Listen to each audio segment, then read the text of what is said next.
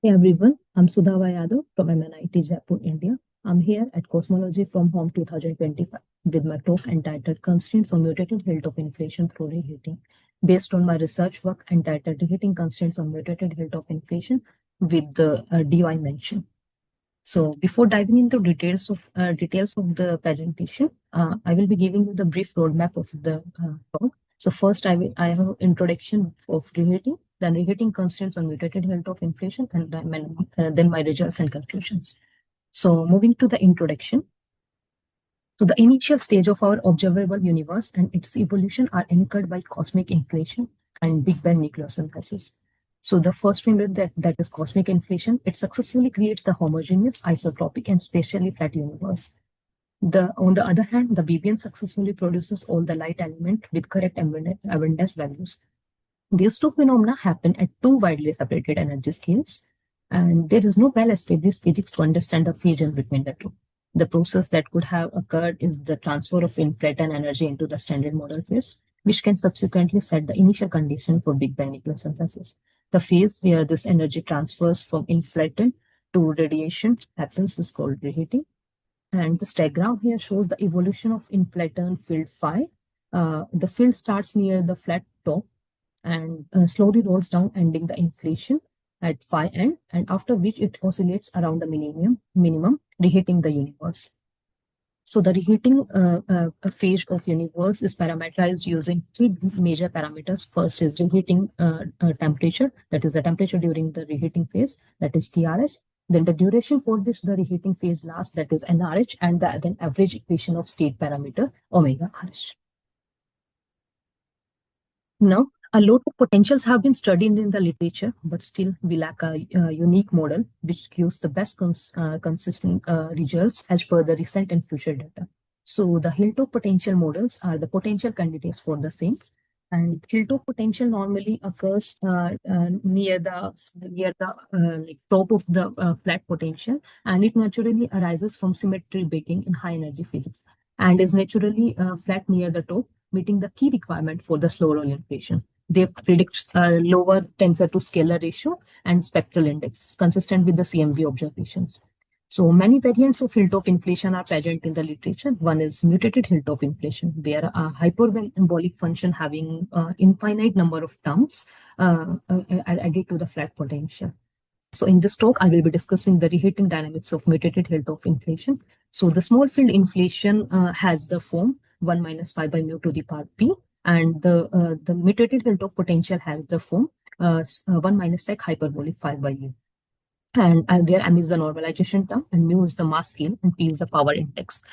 We have studied this potential for a wide mass scale range, but here I will be showing the results for the most viable range, that is mu equal to 0.8 MP, mu equal to 2 MP, and mu equal to 5 MP.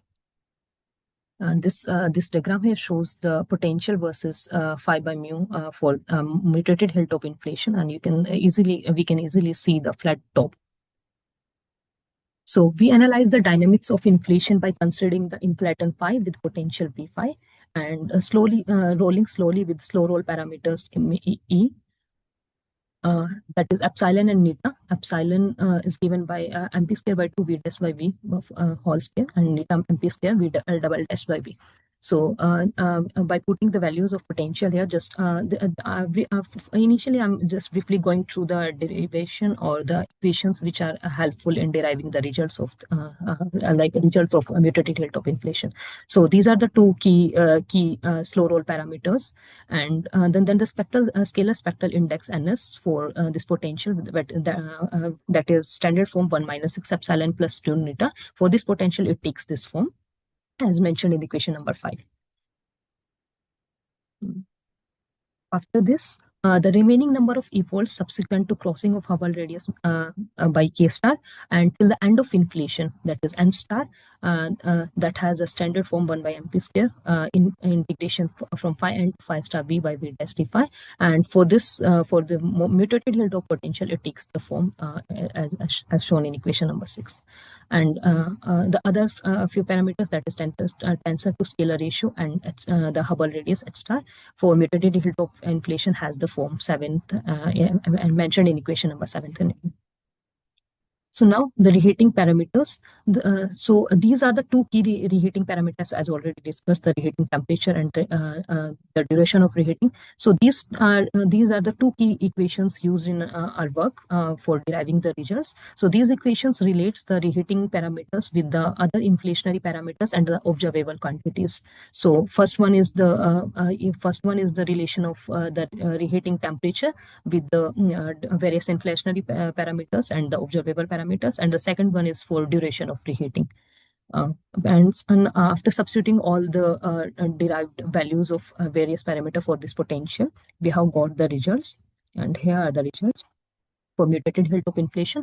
And we have calculated all the results for three different values of mu mass scale, that is 0.8 MP, 2 MP, and 5 MP. So the variation of NRH and TRH with spectral index NS for mutated hilltop inflation are shown here. And these plots we have done for a range of omega RH values. Different colors signifies the different omega RH, starting from -1/3 to omega RH equal to 1. So from these plots, it can be seen, it can be easily it can be easily seen that for mutated hilltop inflation is well consistent with the data. And in the background, the dark and light gray are the 1 sigma and 2 sigma constraints from Planck 2018 data.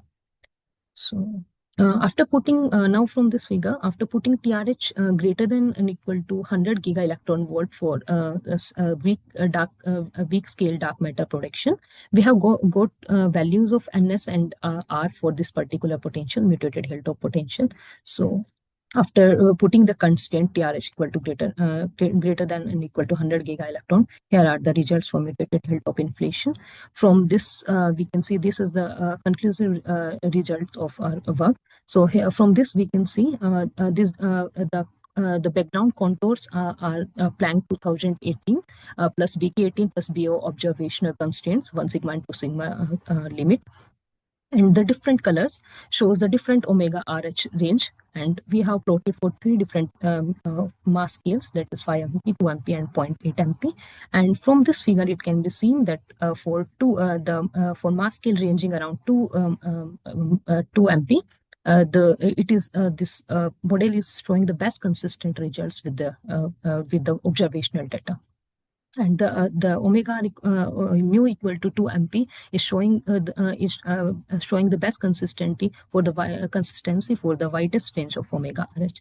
For just setting the comparison, I will just also shown the results of small field inflation to show how mutated hilltop inflation is better than the normal hilltop inflation. So from the results of normal hilltop inflation plotted with the same contours, it can be seen that the small field inflation, or we can call a normal hilltop inflation, that has for lower values of mu, for any value for three different p power indexes we have shown, for p equal to 2, p equal to 3, and p equal to 4. So we can see for any let's say we can see for p equal to 2 for the lower values of mu, as we go towards the lower mass scales, this potential hilltop potential is showing inconsistency for ns at lower values. Same goes with p equal to 3 and p equal to 4. But unlike this small field inflation, this mutated hilltop inflation for lower values also showing very excellent results and well consistent results with it. So, that is the region mutated hilltop inflation is a better candidate, we can say. So here are the conclusions from our talk. So by imposing the reheating conditions on this model, we found that the constraints on NS and R are consistent with Planck 2018 plus BK18 plus BOA data for mu values around 2 MP. Considering the whole A range of TRS, that is 10 to the power minus 2 to 10 to the power 16, which is shown here, for mu equal to 2 MP, it is best consistent for the widest range of omega. So consider the whole range, mu equal to 2 MP shows the consistency with Planck 2 sigma bounds on NS for the broadest range, that is omega RH lying between 0 to 1. And it was also observed that at lower values of mu, especially mu less than MP, we got relatively low tensor to scalar ratio in case of mutated Hilltop inflation in comparison to the normal Hilltop inflation without any incompatibility with NS. With observational data, making mutated Hilltop potential a better choice as per the recent and future observational data.